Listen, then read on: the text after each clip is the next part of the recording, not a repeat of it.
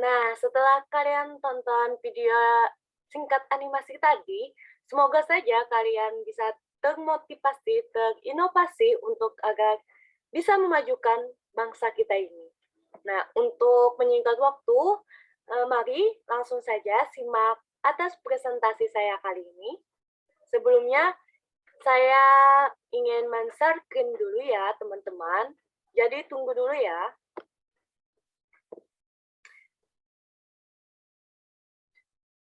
Nah, untuk kali ini perencanaan sistem pada industri sektor bidang pertanian saya, sebelumnya mari kita perkenalkan dulu apa sih pertanian itu, apakah pertanian itu hanya menanam biji-bijian atau bagaimana? Nah, langsung saja, sebelum teknologi pertanian berkembang seperti yang kita alami dewasa ini, teknologi pertanian masih sangat sederhana. Mungkin sekali secara kebetulan beberapa biji-bijian yang terbuang sewaktu kaum ibu menyiapkan makanan berkecambah dan tumbuh menjadi tanaman yang menghasilkan. Nah, kejadian seperti ini menimbulkan keinginan pada kaum ibu untuk menanam kembali sebagai salah satu kegiatan pertanian kita. Nah, demikian pula sebagian hewan yang tertangkap sebagai hasil perburuan mungkin sekali tidak dibunuh untuk dimakan karena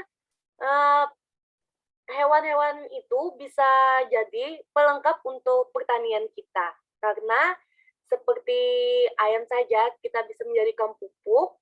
Nah, untuk selanjutnya sejarahnya untuk pertanian kita ini, sejarah pertanian adalah bagian dari sejarah kebudayaan manusia. Pertanian muncul ketika suatu masyarakat mampu untuk menjaga ketersediaan pangan dari dirinya sendiri. Pertanian ini memang satu kelompok orang untuk menetap dan dengan demikian mendorong kemunculan peradaban, terjadi perubahan dalam sistem perencanaannya, pengembangan alat-alat pendukung kehidupan, dan juga kesenian akibat diadopsinya teknologi pertanian. Nah, kawasan hilal subur di Asia Barat, serta Mesir dan India merupakan lokasi awal pembudayaan tanaman untuk mendapatkan hasilnya. Sebelum aktivitas ini dimulai, manusia terbiasa mencari sumber makanan di alam liar, pertanian berkembang secara independen di berbagai tempat, yaitu di dunia, seperti di China, Afrika, Papua, India, dan Amerika. Nah, teknologi dalam pertanian kali ini, saya mengambil teknologi pertanian kali ini, mengambil contoh seperti pertanian teknologi di Jepang. Nah, bisa kalian lihat kan bagaimana pertanian teknologi di Jepang ini sangatlah berkembang pesat. Nah, kenapa saya mengambil contoh dalam pertanian di Jepang ini? Karena seperti yang telah kita ketahui, kini teknologi sangatlah maju dan berkembang di seluruh dunia. Contohnya saja, saya mengambil yang ini nih, untuk pertanian di Jepang. Di sini kita bisa belajar dari kemajuan Jepang. Mereka adalah jadi raksasa industri pertanian paling unggul di dunia. Nah, bisa kalian lihat kan, mereka saja sudah menanam padi saja, mereka di dalam suatu ruangan atau dalam perkantoran untuk menanam padi yang seperti yang tertera pada layar kalian. Nah, sangat unggul kan untuk bidang teknologinya di Jepang ini. Semoga saja Indonesia bisa seperti di Jepang ini ya. Untuk selanjutnya, ide perencanaan sistem saya, di sini saya berinovasi untuk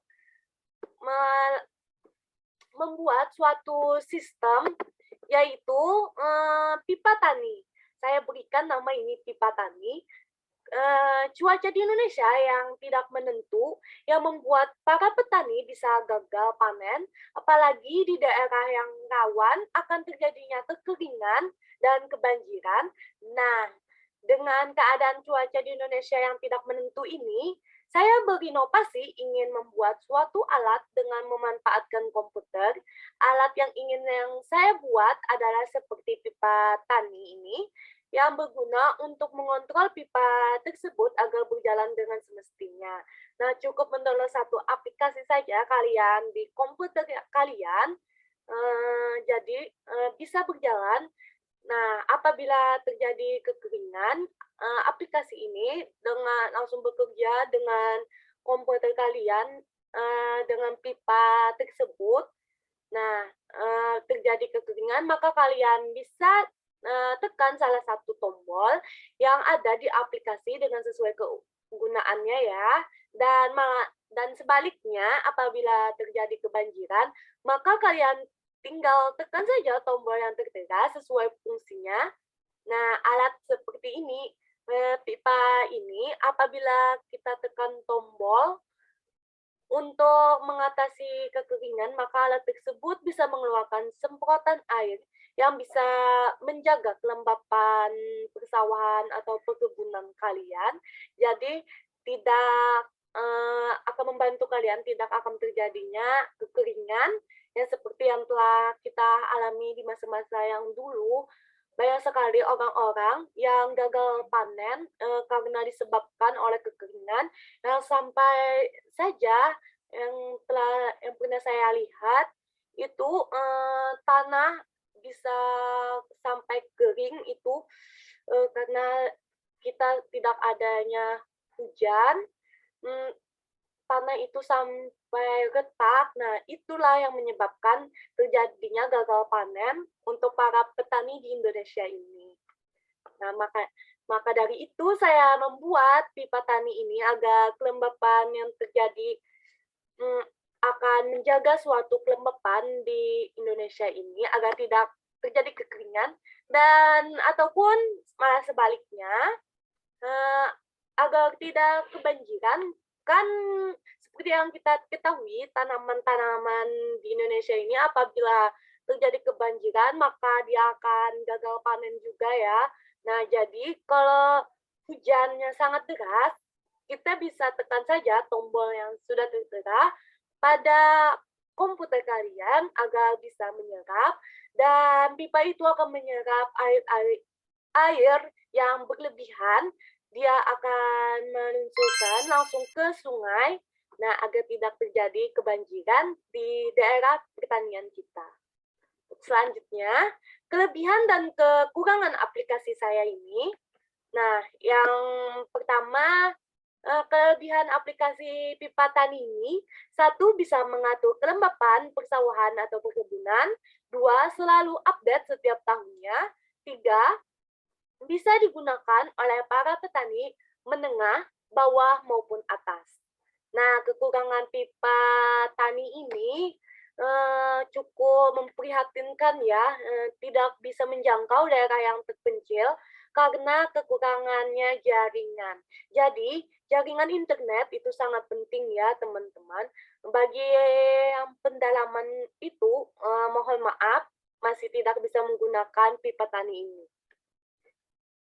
Nah, untuk selanjutnya, di sini direksionnya ada visi. Visi saya di sini menjadikan pertanian agar maju dalam area digital dan memudahkan para petani merawat perkebunan atau persawahannya.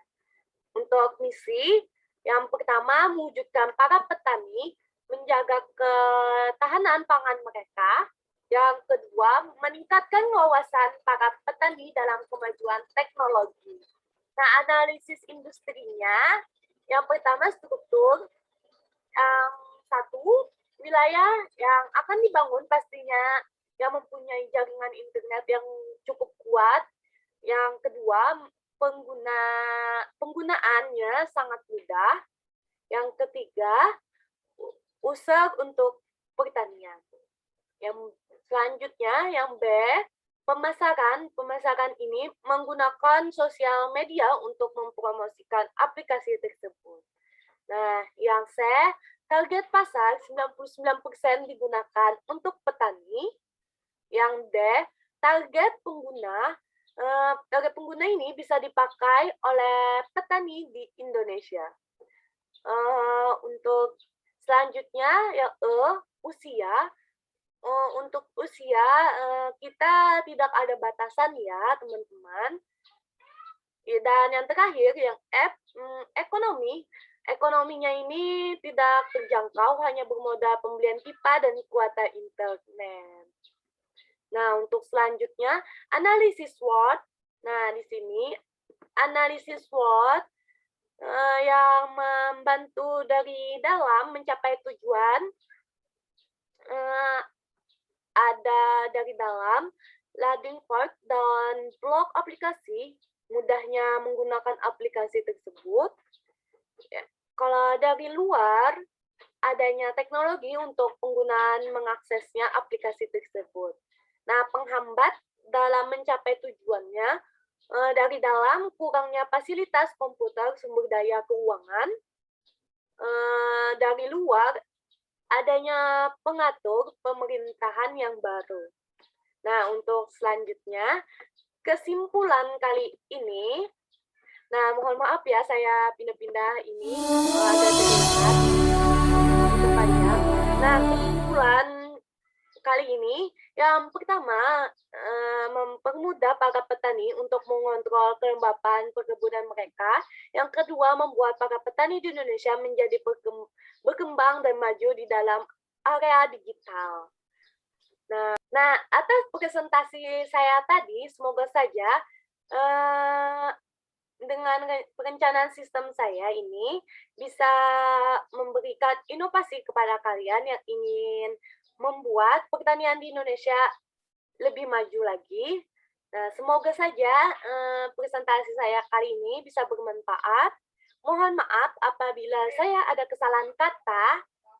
Wabillahi taufiq wal hidayah. Wassalamualaikum warahmatullahi wabarakatuh. Sampai jumpa, teman-teman.